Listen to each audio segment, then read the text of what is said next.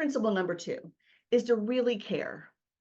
And there's all kinds of ways you can show you really care. We're going against the sales stereotype here. We have to demonstrate that we don't think it's all about us. And this builds on the idea of them before me. Well, how do I do that, Catherine?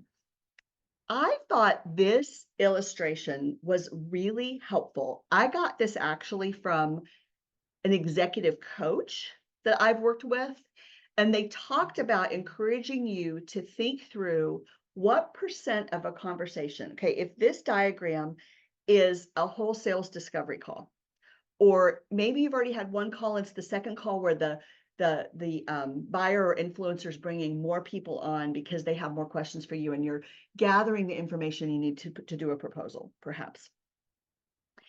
If you look at the anatomy of your call, I would encourage you to actually record your call with their permission and look at how you spend your time. And you can actually quantify how much time you spent talking about each of these areas. And I think you will avoid pitching. You will not seem salesy. You will seem like a good human. You will be a good human. If you have a little bit of rapport building at the beginning, you have to genuinely care. Don't ask a trite question. You got to really care.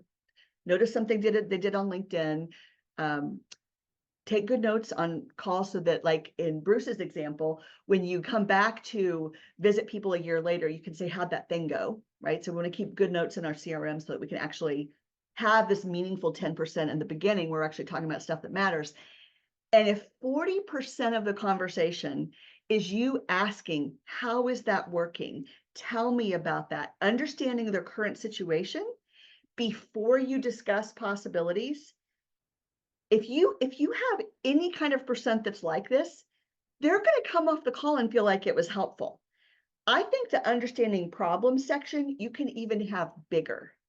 You don't need to be worrying about discussing possibilities in equal measure. And you definitely don't want to discuss possibilities with your call to action and next step. You don't want to move into that before you understand their situation, because if you do that, they're going to feel like you were selling to them as opposed to co-discovering what things could look like.